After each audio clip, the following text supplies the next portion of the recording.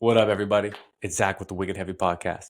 And in today's episode, I sit down with my dude, Kyle Smith of the band Never Enough out of Florida. I've known Kyle for a bit now, fellow metalhead and fellow heavy music connoisseur. So, first, I knew when I made this podcast that one, he would be a fan, and two, that I definitely want to get him on. And I'm glad I did because he's got some awesome stories, especially the story of one of the first concerts he ever went to. Probably one of the best I've heard. I don't know if anyone's going to be able to match it. We'll get into it in the pod. But we talk breakdowns. We talk the scene in Florida, hobbies like disc golf, fingerboarding, and many, many more things. So I loved this. This was great. Kyle, thanks so much for coming on, my dude. And I hope that you all enjoy this conversation with Kyle Smith of Never Enough on the Wicked Heavy Podcast.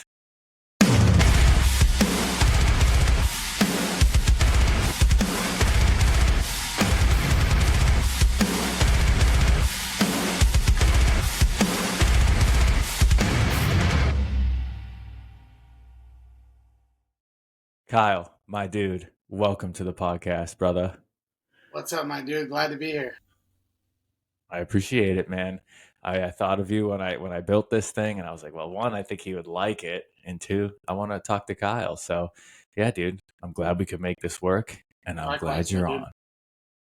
Hell yeah. So, my dude, I mean, the last time I saw you, man, dude, I think it was like, was it like 2017 or maybe 2018?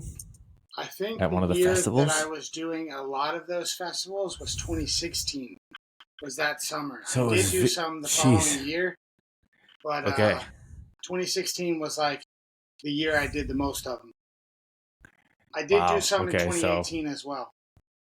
All right. I think our last year was maybe 2017. So what we're talking about, people listening, I met Kyle at the Danny Wimmer festivals, DWP festivals. He was in a tent working, and I was too, called the Music Experience, which was, imagine like Guitar Center in Sweetwater have a tent that travels with metal festivals, and you get to try out all the gear. And that's what we were doing. I was with the drum company and SJC. I met him like day one. On my first day, we were setting up drums. My dude dropped the double tom stand on my phone and exploded it. We'll just get right into that, huh? But we became friends right after that, man. And it was whatever, dude. It was, I had a good time with you, good hangs. And I got exposed to some real heavy stuff and a lot of bands doing the Music Experience. So I'm thankful we got to connect that way. Likewise, my dude. I had been following SJC for a number of years. I would email SJC before I even had $1 to buy a drum. Like, hey, how much for this drum? Knowing that I couldn't afford it. I was just always scheming on drums. And then I was doing the same thing. Years later, you and I would, meet in Chicago, I believe it was. Yep. We were right next to if it was Chicago, we were right next to the Blackcraft stage. And that was the stage that Slayer headlined one of the days. Oh, man. That was my first time seeing Slayer, too. Yep. Likewise. Damn. Wow. And I just remember everyone, like, I didn't know who you were. I just knew that was the first fest that we had a drum rep coming out. At a lot of the festivals before, we had some hardware. I want to say Tama sent us some pedals and like a BPM sensor. And we would do like a fastest speed thing. But there was no real drum representation in the tent. And I was so stoked that you were going to be there. And, fun, of course, they tried to set it up. They were like, all right, Kyle, you can go build the drum set with the drum guy. And so sure enough, boom, there goes that tom stand right on the phone. It was right there on the riser. I shouldn't have put my phone there. Hey, man, it's all good. I ended up getting Squiggy gave me like I have like a J, like a Scott Uchida J photo because he felt badly. I was like, dude, it's all good. I got a different phone. No worries. But yeah, I mean, damn, dude, I think about that. It really was kind of crazy though, how much setup there was with that tent, with how much work you guys did, especially with the signings. Dude, the signings got nuts. And I'm trying to remember if we did the J signing that first time. We did. Yeah, it was like that so was it actually sent me to this tent. I met all you guys day one. I think day two we had Jay Weinberg doing a signing right at the tent. Yeah, it was just wild, but it was successful. It was a good time, dude. It's a great time. I had a blast. It's also the first time I ever saw Meshuggah live. Dude, so loud. I remember walking over there and watching from the little side stage spectator area. Oh, and man. just being like, I gotta witness this. Mm-hmm. Just so loud. And it was, I just, because I hadn't listened to them before, and I talked about this in one of the other pods, I just was like truly taken by the performance. And like, I knew Bleed at the time, but man, if anyone hasn't experienced Meshuggah live, you got to add it to your list. Absolutely. That's not even my thing per se, but. Right. But it's just like. You can't hate on it. No, and if you like music and you like heavy music, you'll immediately be like, oh, I get it. You know what else? Real quick on the festivals that I'm thankful for, the opportunity I got to do that. I was side stage for Deaf Heaven. I forget which. It might have been Louder Than Life. I don't know. But all of a sudden, James and Lars from Metallica, dude, just come right next to me and are watching Deaf Heaven side stage, and Lars is like really into it. He was like blown away by Deaf Heaven. I've heard they're super cool about checking out other bands and supporting younger bands. I didn't know what to do. I didn't know what to do, dude. I was just chilling there. So yeah, man, music experience, those festivals, like forever grateful for that time and for meeting you, dog. So likewise. What's been good with the new music, dude? Never Enough, post-hardcore from Florida. Tell me about it. Dude, it's been a lot of fun. Lately, just been focused on tracking some drums. Nice. All the guitars, we do that DI, so that's super easy. Same with the bass. Vocal, it's we got a nice condenser mic. We just set up a faux vocal booth at Nick's house, and but drums is the one part. Even in our previous band that was kind of harder to do, but now with our current band, our current lineup, our bassist has some really good microphones and is pretty good with tracking, and we've been messing around with tracking drums, and that's been a lot of fun. So now our recording process is completely DIY. We're getting ready to send off some songs to mix. Nice. We've been a band as this lineup like a little over a year now. So we kind of came out the gate playing shows. We took some photos, announced that we were a full lineup, and started playing some shows. So we really just did that for like the first year. Yeah. Nick, the vocalist, he already had some songs out.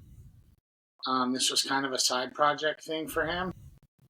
And when he and I decided, not he and I alone, but when we decided to end Young Ghosts, I wasn't quite sure what I wanted to do musically.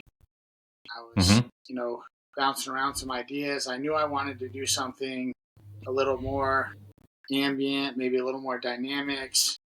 And I just decided to go check out, Nick's project, Never Enough, because he had released songs. He released 2 songs on his own. And I checked it out, and I was like, this isn't exactly what I thought, but this is ticking a lot of boxes for me. I like this music. So quickly we put a lineup together and started jamming on that, started playing shows. Oh, that's sick, dude. Okay, so this is some former members of Young Ghosts? So currently right now, Never Enough is a 3-piece. Myself and Nick on vocals and guitar. Nick was the vocalist of Young Ghosts. Got it. Okay, he is the vocalist and guitarist of Never Enough. Nice. That's cool, man. I know I had, before we recorded this, I wanted to ask about it because there's definitely, I notice a lot of heavy bands, a lot of the music comes out of Florida. What would you say the deal is with the heavy scene in Florida, because I feel like there are really like truly a lot of like metal bands that come from down there, bro. And I want to know what it is. Dude, I've been trying to wrap my head around this, and I don't totally have a full grasp on it. Which is, I don't know, it's interesting. So we got, I mean, like big bands from Florida. We have, I mean, the Day to Remember is a big one, and Ocala, in the grand scheme of things, is like very small town vibes. I grew up going to Ocala a lot, so that was kind of interesting. And then Wage War, not long after them. Right. Down in the Tampa area, we got a lot of stuff going on. Traders out of Tampa. Yeah. Isn't Corpse from Florida? Cannibal Corpse? They are now. Oh, okay. They were from Buffalo originally. No kidding. Okay. But those dudes live down here now. And got it. And I guess they are now from Florida. Yeah. There's definitely a scene. At least based out of Florida. Yeah. But I believe they're from Buffalo originally. Got it. Okay. And there's like a lot of hardcore fests that are like home based in Florida too. Yes. I feel like. We have FYA every year. Yes. That's a huge one. A lot of hardcore. And they've been like diversifying that festival as well. I think last year they had Dying Fetus. Dude, so you got like a bunch of hardcore kids in an auditorium like moshing to Dying Fetus, which is pretty cool. So sick. I watched that whole thing. Yeah, that was super rad to see. For a few years, we had a fest here called Southeast Beast. Jacksonville has always been pretty big for hardcore. It's just kind of interesting. Wow. Jacksonville is, I would say, kind of a B market.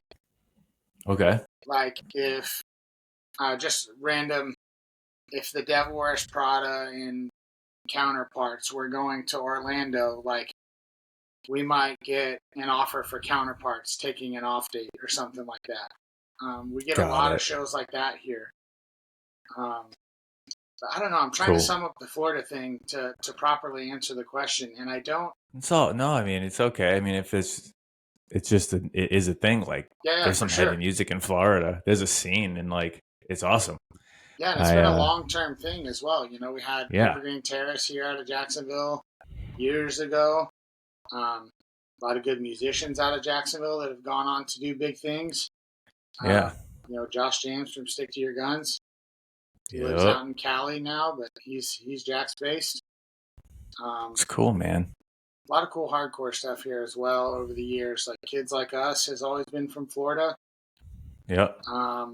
And pretty much Jax based for a long time now. Wow. Yeah. Yeah. Florida's bringing the heavy, man. So for you and your story, I've never even asked you this. Like, are you from Florida? Like born and raised? Yeah, born and raised. Right here in the Jacksonville area. Okay, perfect. Take me back to those early days, man. I want to know, how did you get into music at all? You know, I'm assuming the first stuff, maybe it was heavy, but maybe it wasn't. So when did you first like realize, oh, music, this is cool? And then when did heavy kind of enter the chat for you? Yeah, absolutely. I'll try to make that progression. So music, I don't know. I feel like even as a kid, music was always very appealing to me. Like singing along to music, listening to music has always been very important to me. I think the first time I like listened to anything aggressive, if you will, like the first CD I wasn't supposed to have that kind of pissed my mom off, I would say Offspring Americana. And I think that was like 4th or 5th grade. I remember some of the kids were listening to that, and I was like, all right. And my dad would take me to the CD store. My dad introduced me to a lot of music. So he would listen to Styx. That was big for him. Yes. You know, he listened to a lot of Molly Hatchet. Kiss. Kiss was very big for my dad. So but he was always down to like introduce me to stuff and support music. So when I wanted to get, you know, a CD at the CD store, he bought me Offspring. And then in the 6th grade, I remember I got to go see Limp Bizkit. It was the Significant Other tour. Oh, wow. And that was like probably, that was the same year I was exposed to Linkin Park, I remember. If my timeline is correct. Wait a minute. Well, first of all, that's, I want to go back. We'll go back to the Limp Bizkit thing. Yeah. What was the name of the CD store that you would frequent? Do you remember? There were a few that we would go to. There was a Coconut Records here in town. We would go to that. Okay. And I remember we would go to FYE, and that was when they had like sampler stations everywhere. So dude. I could be, in Walmart with my dad, or in FYE with my dad, or wherever. And like sampling stations were huge. Whether it was like you scan the CD and then it plays like part of the track, or I remember those were huge. Wow, I remember that was the place I went to. FYE, sometimes it was called Strawberries. I don't know if that was a New England thing or Newbury Comics, but okay. Dude, the sampler stations. I remember listening to Hybrid Theory at a sampling station and being like, I need this CD. Yeah. That's crazy. Wow, man. So I think that was around the 6th grade was when my dad took me to see Limp Bizkit, and where was this, bro? This was here in Jacksonville. It was the year 2000. It was Limp Bizkit, Godsmack. No. DMX was supposed to play. I don't remember why. I just remember seeing papers when we entered the arena that like DMX canceled.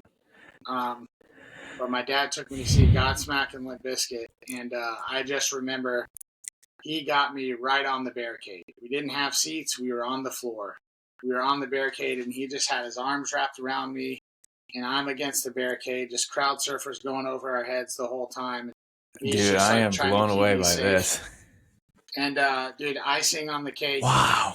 And I have a news article somewhere that mentions that show.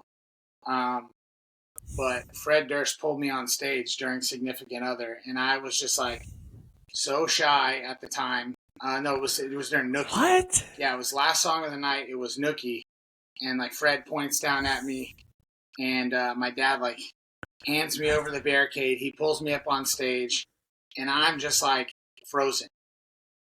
I'm in 6th grade. This is my last year of elementary school, and I'm just like, And then the music, they bring the music back in, and Fred just grabs my hoodie and is like, making me headbang on stage. And I remember all the people in the front of the crowd were like, jump, jump. But I was like way too scared. I don't remember how large the gap was between the barricade, but I definitely did not jump. But, dude, this is the first concert you ever went to? I would say like first heavy concert. My dad took me to a lot of concerts, even at a young age. There was always like outdoor, like open air kind of festivals, whether it was like a free small festival or like, something big put on by the radio station. My dad took me to a lot of those. But I am this was so like blown away by this story. This was like my first exposure to like any sort of live metal, heavy music, crowd surfing, things like that. Dude, 2000 Limp Bizkit. Yeah, I still have a shirt. Other tour, like, no way, dude. I still have one of the shirts. It's so fire, dude. Was the crowd insane? Absolutely. It must have just been crazy. A lot of the night is like kind of a blur. And like my dad had me right on the barricade, and I just remember people like falling on my head, and my dad just like trying to keep me safe, like keeping his arms around me on the barricade. And then I just remember, shout out, Dad. Yeah, for sure. So, and then this is the coolest story I've ever heard. And that same year, so in the county where I went to school. Elementary school is up through 6th grade. I know a lot of places 6th grade starts middle school, but where I grew up, 6th grade was still elementary. and there was a junior high school right next door, and they brought the drum line over. So I had already had some Okay. exposure to some heavier music, a little bit of Mm-hmm. new metal, rap metal, some radio rock, stuff like that. And then Yeah. I think this was probably the first time when I was like, oh, the drums are really loud. I like that a lot. Yeah. And then they did this thing where they would send over like the music teacher from the junior Okay. high school, and he would bring he had like a tray set up with like different mouthpieces, reeds, Yeah. a drum pad with some sticks, and they would do like some basic assessment, and they would try to advise what you maybe would excel at.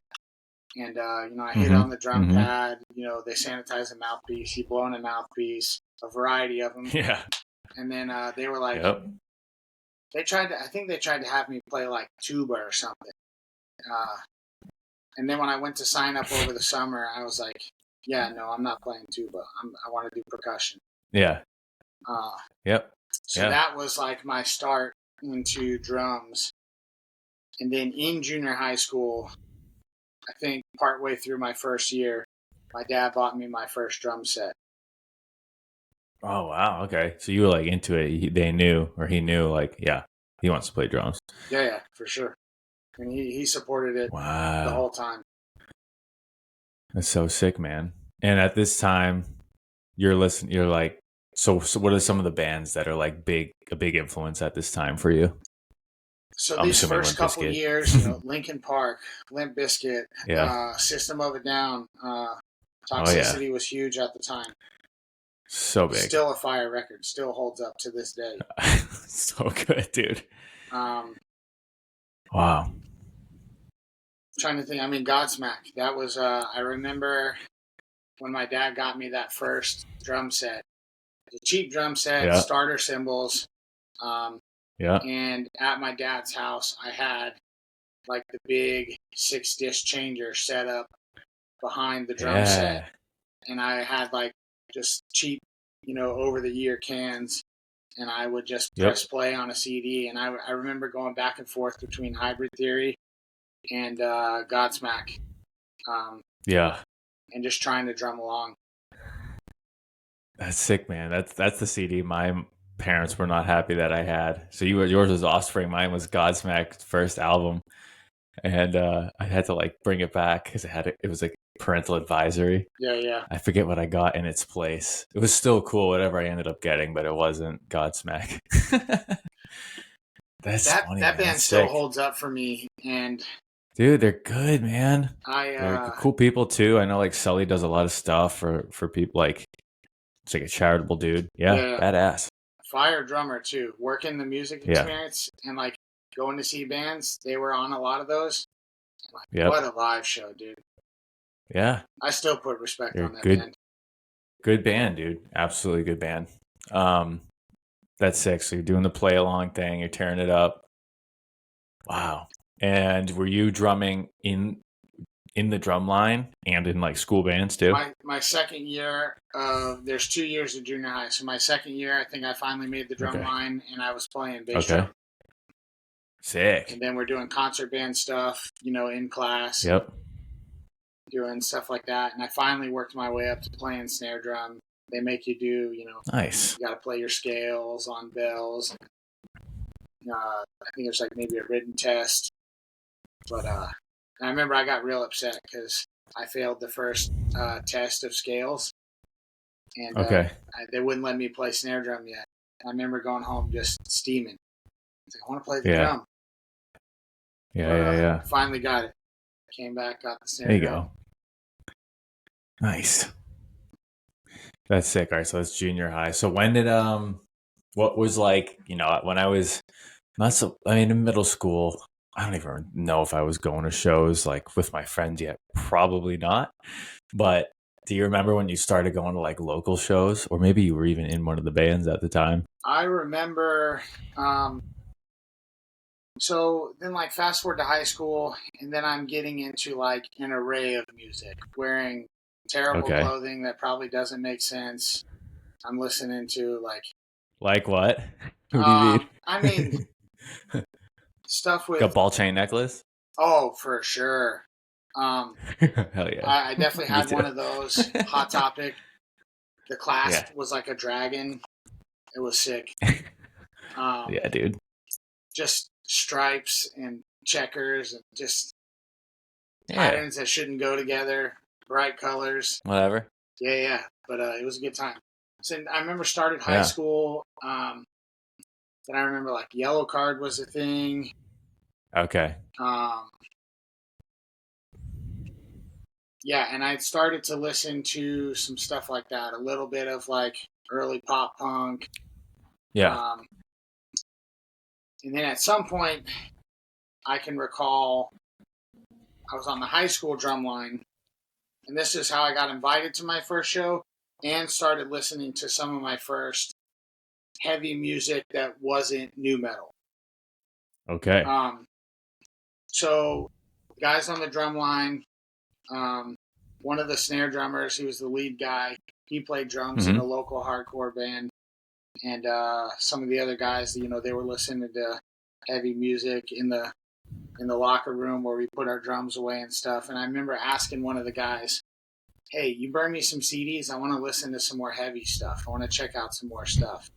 Yeah. And I remember he gave me 2 CDs, and I always describe this as kind of my red pill, blue pill moment. He gave me As I Lay Dying and Fear Factory. And I listened to them both, and I liked them both. But As I Lay Dying, really, that kind of stuck for me. That CD was huge for me. Oh, yeah. That was Frail Words Collapse. This was Frail Words? Yeah. Yeah. Yeah. So then I'm listening to that. I'm getting more into that. And then I go to my first hardcore show. Because one of the guys on the drum line, his band is playing. So this is my first exposure to hardcore, metalcore. And so I go to the show, and this is in like a local civic center. I didn't know who any of the bands were. Okay. But the lineup was, it was a local band called North 24. That was the dude from Drumline. It was his band. Casey Jones. Sick. It was a Jacksonville straight edge band that was pretty popular. They shared some members between Casey Jones and Evergreen Terrace. Evergreen Terrace was on that show. Yep. I Killed the Prom Queen was on that show. Okay. It was their very first show in the States. A show. Yeah, it was their very first show in the States. I would later learn they were basically just trying to play a show and kind of knock the dust off and get ready for their run with Evergreen Terrace around the U.S. So that was my first hardcore show, and it was just nuts. Just seeing people like climb on each other and sing along, and people moshing and going nuts. DIY merch tables in the back. So I bought some shirts that night. I was real stoked. But that was my exposure to metalcore and hardcore. It was all downhill from there. Damn! Shout out to your homie in Drumline. Yeah. That was a huge moment for me. Wow, that's a crazy lineup. I Killed the Prom Queen, man. Yeah, I remember. What is it? Sharks? What is the song? Sharks in Your Mouth or something? I forget that, like, their big song. I'm not sure, to be honest. I never really got into them. Yeah, I do, but I just remember hearing and being like, "Yo, this band is sick! Wow, that's so cool." I'm right there with you though on As I Lay Dying record. I would say hearing Forever in 94 Hours. Oh yeah, totally like put me down. It was because it was very drum heavy, of course, but also like how catchy the melodic parts were. I just couldn't. It just really like stuck with me, and then I just went down like a complete metalcore path from there. Which I bet you that's like kind of what happened to a lot of people too, though. Yeah, that was huge for me. So from there, As I Lay Dying, Kill Switch Engage. Oh yeah. It Dies Today. Yeah. Oh, dude. Unearth was huge at the time. Yeah, dude. I'm sure you can appreciate that. Here. Absolutely, bro. I still love that band so much. It was like the perfect they're so good of like genuine metal and metalcore. Yes. Dude, Black Hearts Now Yep. Ring. The Oncoming Storm. Yeah. Oh, dude. Yeah. Wow. Drumming was crazy. The breakdowns were like kind of perfect. Mm-hmm. It really had like everything. Wow. Unearth rips. Oh, dude. Yeah, I'm probably. You know what? After this, I'm probably gonna listen to the Oncoming Storm. It's been a long time, but it holds up for sure. Damn, dude. Yeah, our tastes at that time then super similar. I think Prada was in there for me big time, and Prada and Bring Me the Horizon and Under Oath were like my big three on top of all those other bands. Oh, and Under Oath is. But yeah, that's sick. I remember my buddy Aaron put me on Under Oath. I remember listening to it was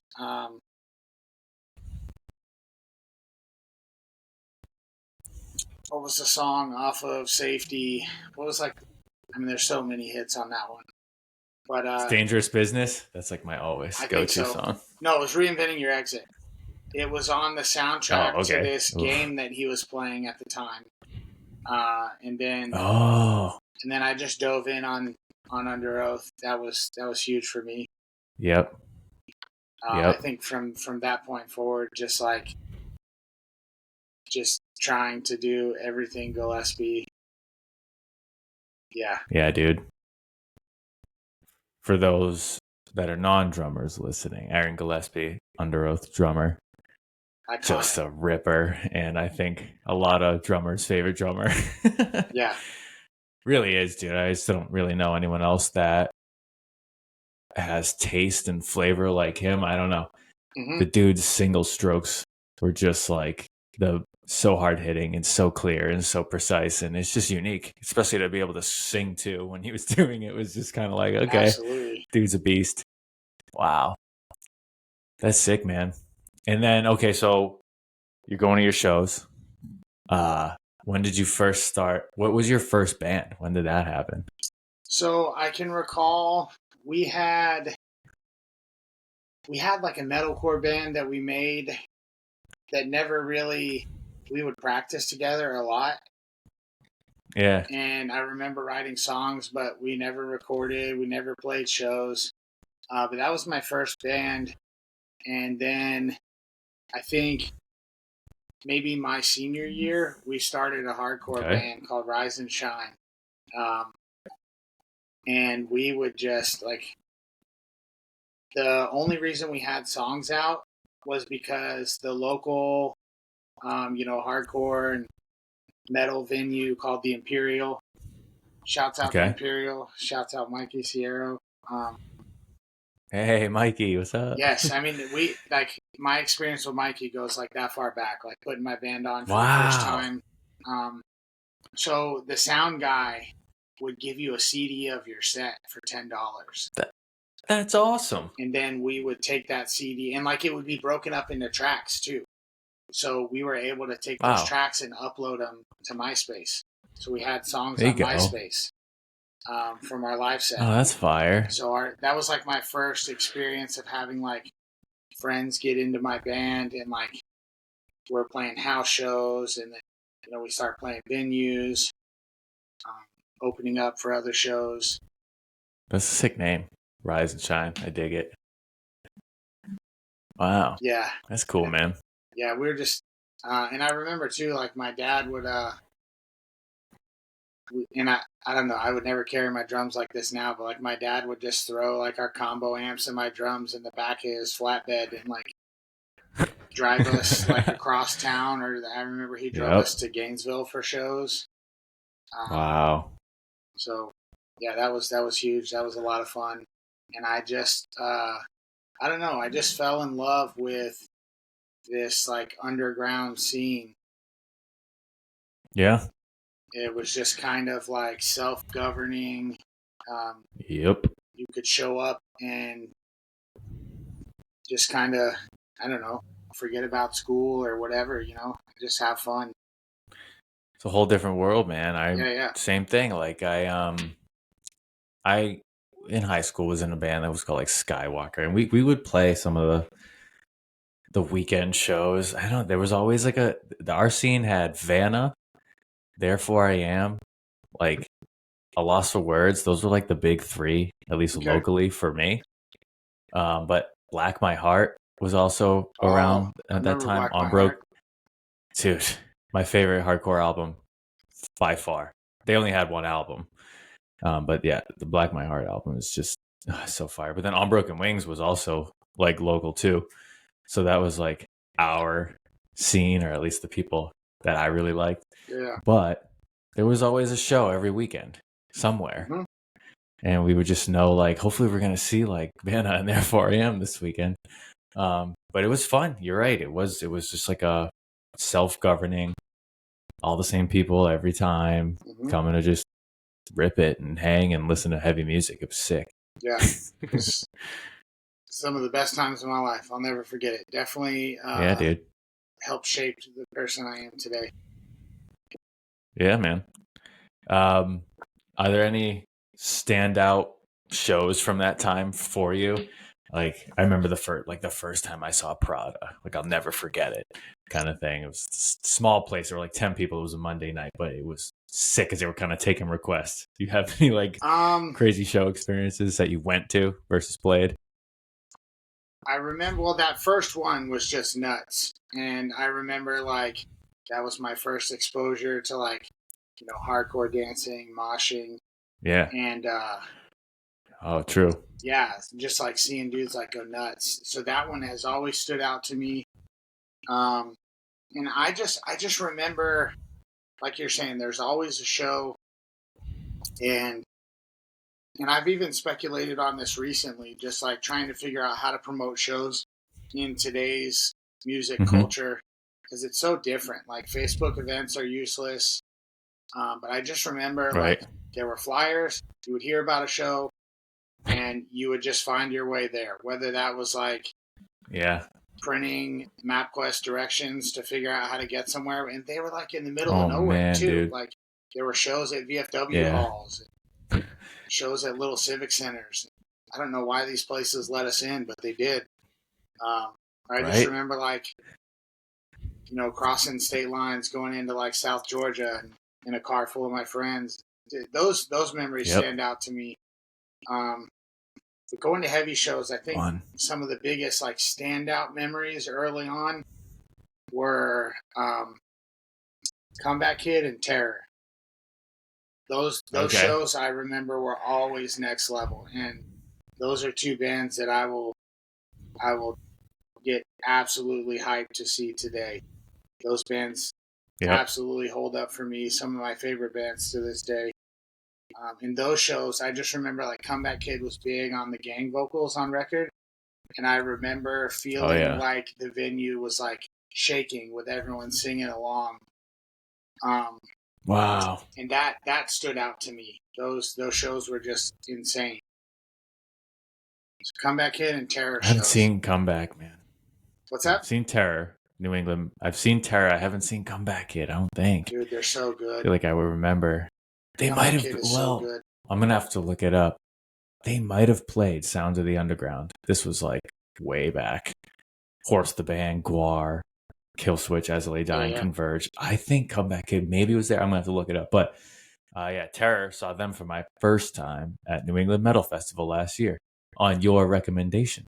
I was like, all right, I got to go see their set. Yeah, they killed it. People loved it. It was sick. Dude, Scott Vogel to this day is just like an OG. Puts on. Yep. I remember there used to be a website called Vogelisms of just things that he would shout out from the stage, like mosh calls, more stage dives. Just like always calling for stage dives, always getting people hyped up. I just remember piles of bodies just like singing along, having a good time. So sick, man. Yeah, people were having a good time during that set because it like kind of broke up. I mean, that day was mostly like metal and death metal on the stages. They were one of the few like actual hardcore bands on like the bigger stages, but people were there for it. It was sick. Wow. Yeah, so those stood out to me a lot. In that era of music that I came up in, there were a lot of blurred lines between metalcore and hardcore. So like Yeah. I remember like you could see like Comeback Kid, It Dies Today, Haste the Day on Oh, the same show. yep. Yep. Haste the Day Still Remains. Um, there was a lot of crossover. Yeah. It Yeah. wasn't so like everything has to be, you One know. And I think you see some more of that thing. today now too, as these bands Dude. get bigger and they get to choose who goes out with them and who supports them. You see some pretty unique lineups. Yeah, man. I mean, I know, like, I think it was the last year or 2 years ago, Knock Loose brought Fetus out. I was Mm-hmm. like, that's cool. Okay, yeah. You know, because I was first into Knock Loose before I discovered Fetus. Like, I kind of got really into them last year, and I gone deep. I really think they're like the best at what they do. I guess I'll call it like extreme metal, brutal death metal, but yeah, it's different, man. I think I like the crossover because I used to sometimes feel weird, like I don't know if I should like hardcore or metalcore because I like both, but it seems like you're not supposed to. Dude, But it's I don't know. Some people get caught up in that. If I like to yeah, listen to it, it's going on. that's what I'm saying. Nowadays, I'm like, I'll listen to whatever the hell I want, man. If it's heavy, it's heavy. That's what's up. Um, and now, most recently, you're recording, you're tracking. You guys, Mm-hmm. it sounds like you're definitely playing shows. Yeah. Do you have any like lined up slash to play? But any other shows you're excited to be like going to or have gone to recently that were like super sick? Well, FYA is coming up. I've never been to an Okay. FYA. I don't know. I haven't listened to a lot of the like newer realm of hardcore bands, Mm-hmm. but Kids Like Us is on this one. Terror's on this one. Sick. So I might try to go to FYA this year. That'd be rad. Um, don't have anything lined up to play right now. I've really just been worried about getting these songs tracked. But Yeah. Yeah. now that the songs are tracked, um, definitely be looking to get a show announced here or get There you something go. booked here soon. So That's what's up, bro. That's sick.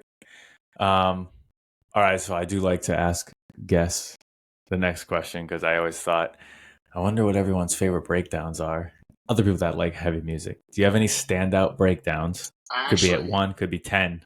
yeah, I made like a list, and this doesn't even begin Oh, to like oh cover. my bro. Since I didn't write this one down, I'll just say this one first because I mentioned it earlier. Black Hearts and Ooh. Outrain, dude. That like Yeah, dude. that. Oh yeah. Like just Dude. so fire. Just super tight So fire. guitars, great fills. Oh, Um, yep. I remember like Man, I can't wait to listen to this. yeah. So that was a good one. I think like lyrics have always been important to me. The more I've gotten into music, Okay. like I don't need a breakdown to be like super syncopated or like heavy that way. Like I like lyrical content that drives the emotion and the feeling of the breakdown. All Is right. huge for me. Okay. But I wrote down Unique. like an array of stuff. Oh, dude, I'm so excited. I'll take a Billy sip No of water when Mates, I listen to this. Billy No Mates, Knocked Loose. Yep. That one's just an absolute heater. I mean, they have so many. You could go through their whole catalog, Yep. fire So all the way many. down to like Pop That's a Culture nice one. I EP. like that. You picked that though. It's yeah. Um, Yeah. the Lines by Beartooth. I Okay. actually wasn't originally that into Beartooth. And then I Mm-hmm. remember when Connor joined, I was watching Connor play drums. And I was like, dude, this dude just slaps. And then I remember when I heard the Lines. Laps. Yeah, just an absolute heater. But I remember Yep. Yep. Write some catchy listening. songs, man. Yeah, and I just remember the Lines. That song is very like, I don't know, I kind of described the breakdown like almost like throwing a fit. Like, we are the sons, we are the daughters. Oh, dude, it's just hits so man, hard. It is. They know how to do it. They know how to build it up, and like, especially live, like the pyro, everything is just so like, and shit. dude, as massive as they've gotten now, so sick. Circle with me, Spirit Box.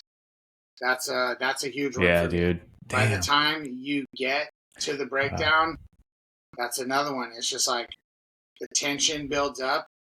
And I remember seeing them for the first time. Like, I literally just like almost lost it. Like, I can barely compose myself. It's so good. It just like hits you to your core. I'm seeing them in 2 weeks.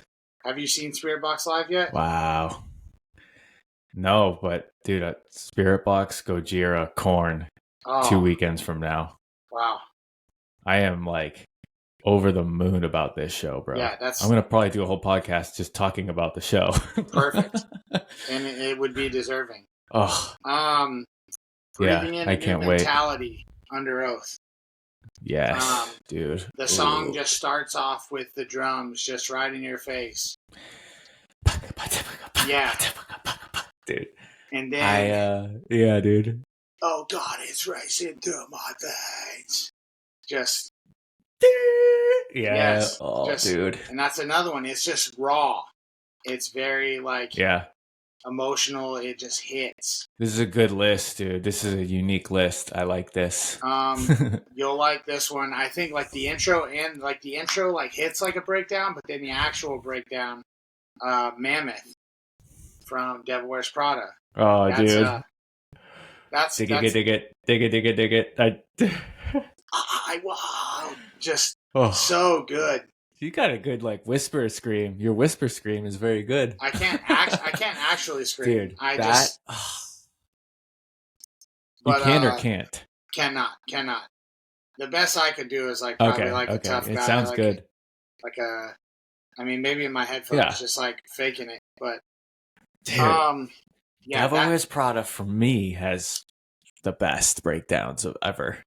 I can recall the first time I saw them at Warped Tour, and I remember hearing them in the distance. And I think maybe at first, like, I don't know, maybe I kind of cool guyed them. I couldn't, like, I just remember there was, like, the girls with the tight pants and the emo hair. And, I think they kind of got roped into, like, being, like, the little scene kid band.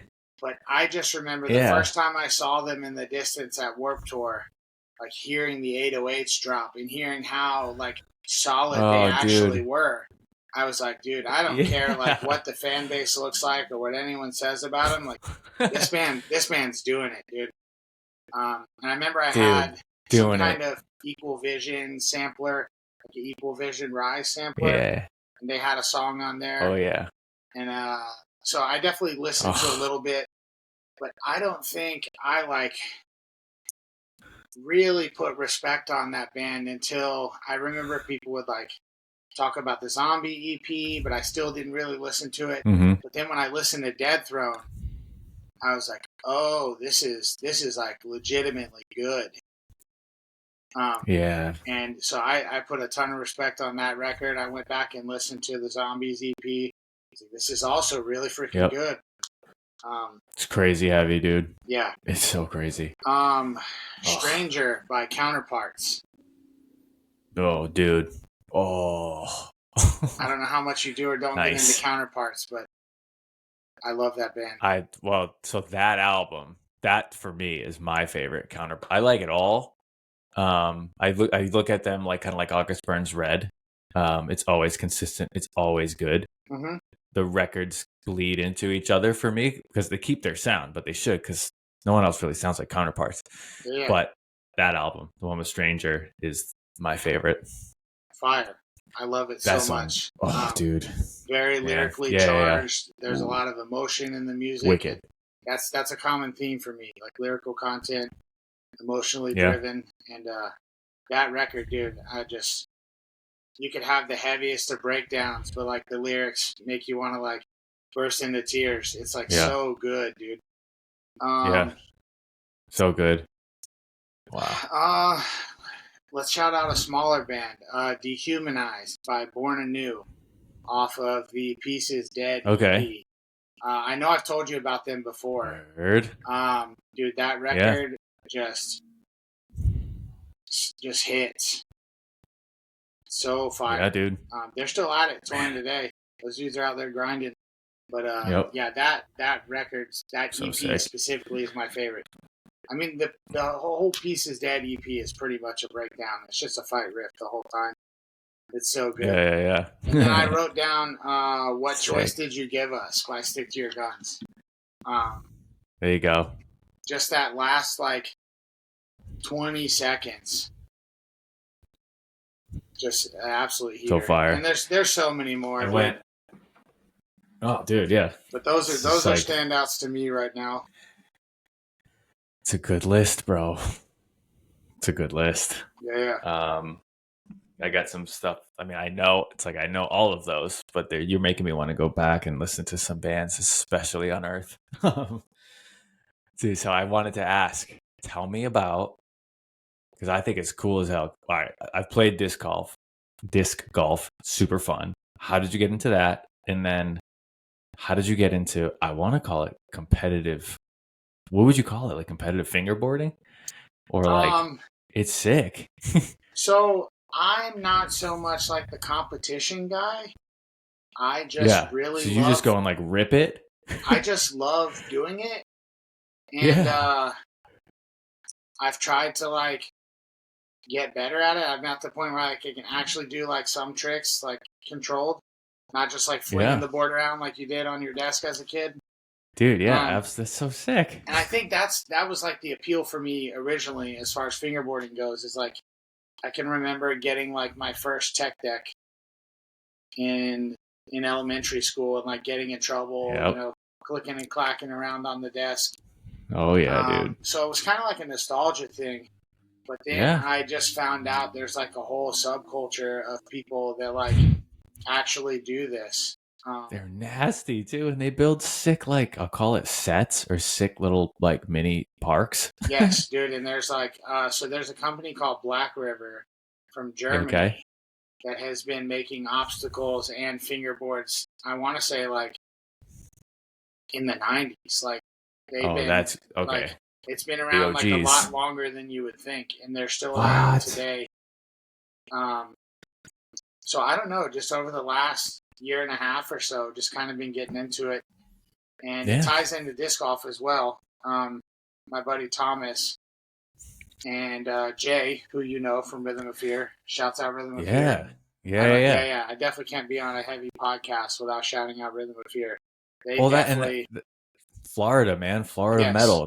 Right there is the perfect example. And I'm glad you brought that up because I know Mikey books their shows or I forget what Mikey does for them, but at one point Mikey was their manager, but they do have a record label. They have a different manager now, but Mikey has always been heavily involved in Rhythm of Fear and just a personal friend of everybody in the band. Yeah. So cool. Mikey in Jacksonville is just kind of our hardcore metal dad. He's always been there. That's cool. But yeah, I don't know. Thomas, Jay, and I went on a disc golf trip, and Thomas skates.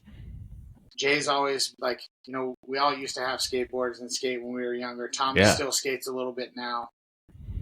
So when we went on this disc golf trip to Michigan, I was already into fingerboarding a little bit.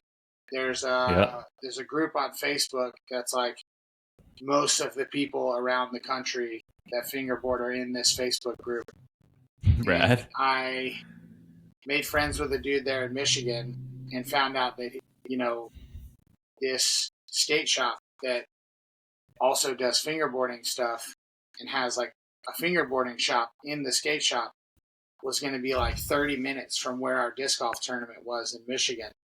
There you go. So we drove out to the skate park. Thomas got a fingerboard. I bought one, built one up there at the shop, and it was kind of downhill from there. When we got back to Florida, Thomas and I would just go to the disc golf shop and, set up a table, and then we, started buying obstacles. I'd buy an obstacle. Thomas would buy a ramp, And then next thing you know, we kind of had a couple little parks going. And we just started like meeting up with more and more people. Recently, I threw my first event at an arcade, and no shit. It was, yeah, dude, it was way cooler than I had high expectations. I do stagehand stuff. I help organize shows, and so I have high expectations for myself when it comes to booking an event. But I took a chance. I hit up some people. I got sponsors, and I threw an event here called Game and Grind. It was basically themed around like fingerboarding, and then also being at the arcade. I got some sponsors, and it was awesome. It was. I was on your page today looking, and I was like, "Oh, sick!" Like I thought that was like a show your band was playing. That's a show you put on. That's crazy. Yeah, that's so sick, dude. That's your own show. Wow. Now, it was a lot of like fingerboard, like people that do it came out. Like they were like, is there like a scene down there? Like there's like a lot of people doing it. So there's a skate shop in Central Florida that I just went to yesterday for one of their events. Actually, this is their hat. This is their shirt. There you go. There you go. Shouts out Yuck Fingerboarding, Yuck Skate Shop. And they have kind of been like the hub for Florida fingerboarding for years now. Wow. But there's like really nothing up here in North Florida. So I just decided to throw an event, and it was awesome. That's awesome, dude. Good for you. People drove from hours away to come hang out and shred, and it was a great time.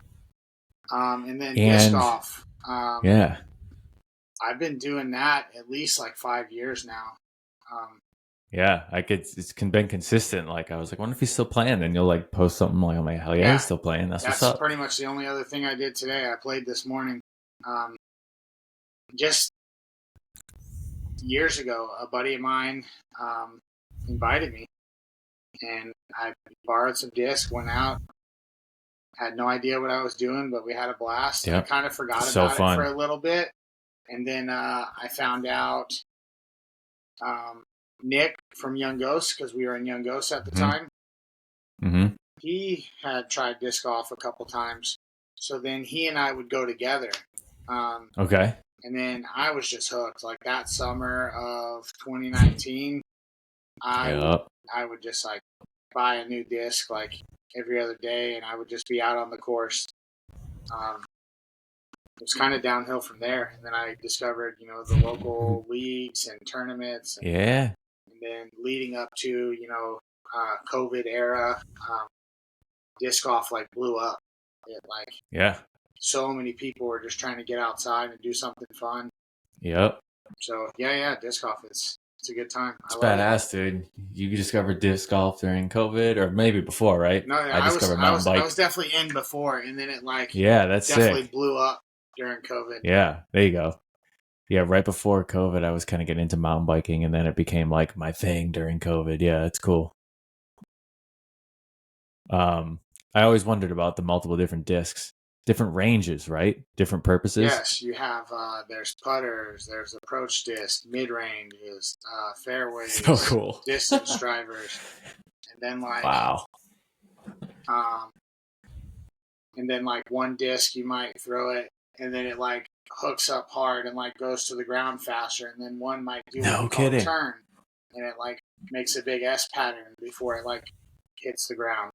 It gets more of a longer flight. Yeah. You can manipulate them by throwing them on different angles. There's sick.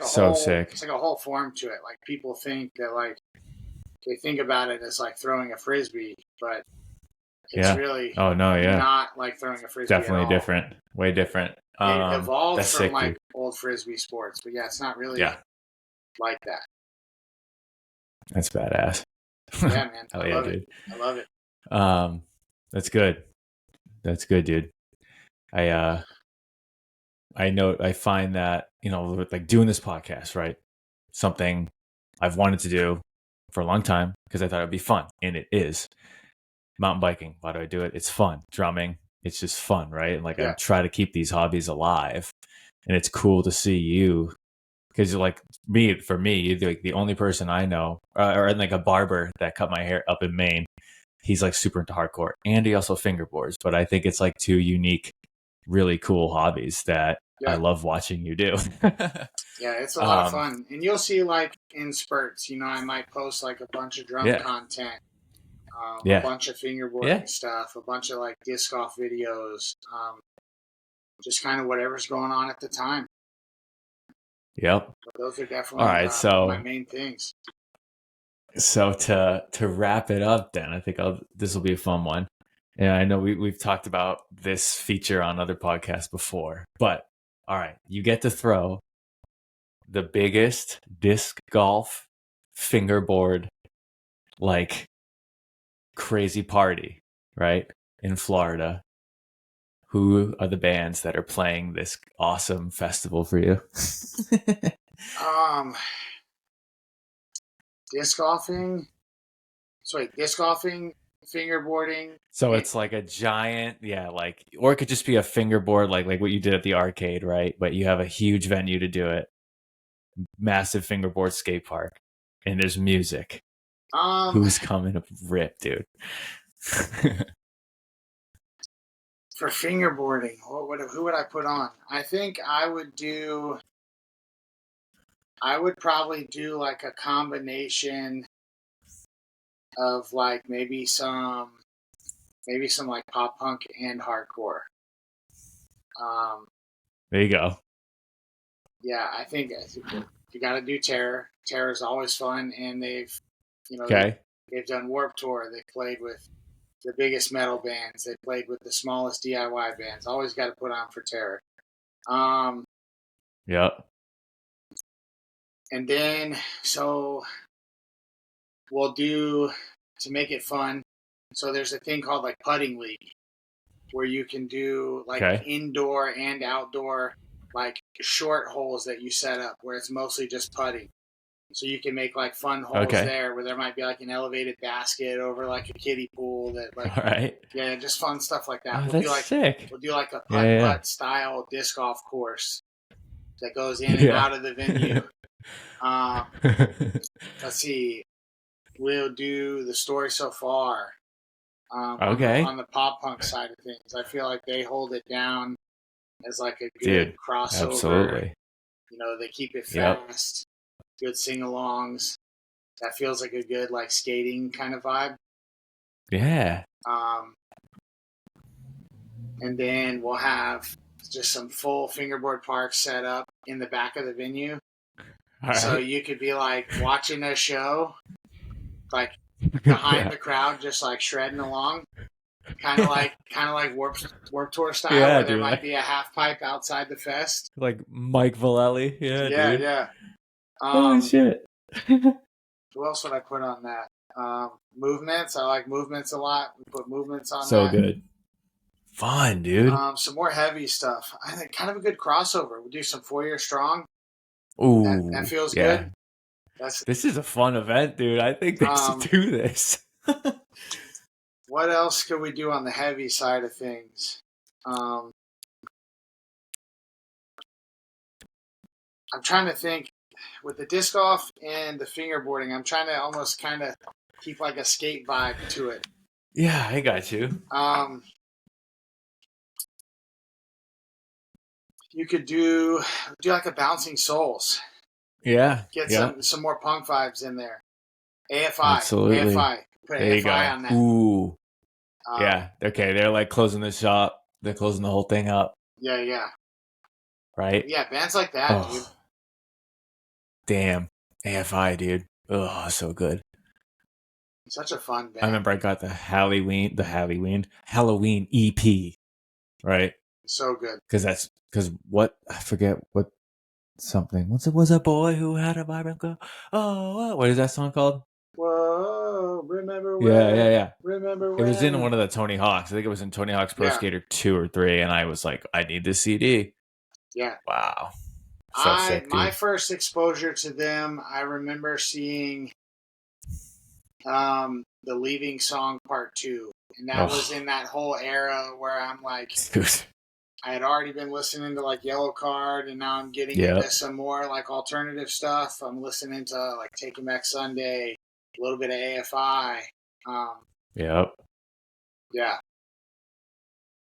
Freaking good stuff, man. And they just played in LA at I think the Forum. They did that whole album front to back, one night only. Yeah. Crazy cool band. Well, dude, that event actually sounds like it could be something, my bro. Dude, a lot of people laugh at the fingerboarding stuff, but it's seriously so much fun. Just like, it's so cool. Oh, I wanted to ask this real quick. They're wooden, right? These like are nice. Yes. Decks. So you can get in the game for like $25-$30, but a like pro fingerboard is pressed plies, just like a real skate deck. They're like thin wooden veneers, cross-layered and pressed, just like a real skateboard. And then they shape them. There's like different concaves. Real grip tape too, right? So the grip tape that we use for fingerboards is like a thin foam. And there's like different thicknesses based on preference. So sick. The wheels are actual urethane. You can pick different urethanes that have actual bearings in them. The trucks actually have tuning, just like your real trucks. I'm gonna have to go get a fingerboard now. Sorry, babe. I'm getting to another hobby. You can get in the game for about $30 at Zoomies. Yeah. If y'all have a local Zoomies, there's a brand called Slush Colt. They've been in the fingerboarding game for a hot minute, and they make an affordable fingerboard called the Grom series. And they are in Zoomies. Like, you can find them right there around the counter. So you can get in the game for right around $30. And that's a real. And then they can get really good and skate at your sick ass fest. Yes. That's what's up, dude. Oh man. This is sick, bro. Dude. I mean, I actually hope you do that event or do another one and it becomes something like that, because it sounds like it could be something. I am spinning wheels on the next event. I've got the gears turning, and I do want it to be at a live music venue. Well, but I read your mind. But I don't know if I'm ready to do the fingerboard event and live music yet. But I want to be in a venue, fill it up with parks, have music playing, have skate videos on the screen, and be able to feel the vibe, make a playlist, and see what people like react to, and then you'd be like, oh, clearly the pop punk or clearly the hardcore, but I bet you the pop punk will reign supreme at something like that. That's sick, dude. Eventually, I'm not opposed to doing a show. Also, Kona Skate Park, the legendary Kona Skate Park. It was in one of the Tony Hawk games. They sponsored our event. Like, they're still open today. It's the world's oldest skate park. And they're getting involved in fingerboarding. And they also book live shows. Never Enough's last show was at Kona Skate Park. So, like, you can watch a show inside and then walk out back. And it's, like, literally historic ground where Tony Hawk has skated. Like, so cool. So, like, options are pretty open for both music, fingerboarding, skating. There's some really cool stuff going on here. That's awesome, man. And you're right in the middle of it. Yep. Well, keep it up, brother. Yes, sir. Well, dude, Kyle, thank you so much for coming on the podcast. Absolutely. I learned a lot just now. Me. Honestly, I was flattered you asked me. I was just stoked to see that you announced the podcast. When you started hanging stuff on the wall and teased that something was coming, I was really cool and glad to see you, getting that outlet for yourself. It's like seeing you move to a different career outside of SJC and not being as involved in music. Obviously you got to do stuff, but now seeing you use this podcast as a creative outlet is really fun to see. Instantly started listening to episodes, and I love it, dude. You're killing it. It's made my day, bro. Truthfully, thank you. I'm small fish in the pond to some of the guests you've had already, so I'm flattered to be on here and stoked to get on here and chat with you, dude. You're a homie and a fan of heavy music, so you are worthy, brother. Hell yeah. Word. All right, well, thank you so much, dude, and hopefully we'll see you soon. Yes, sir. Later. Peace.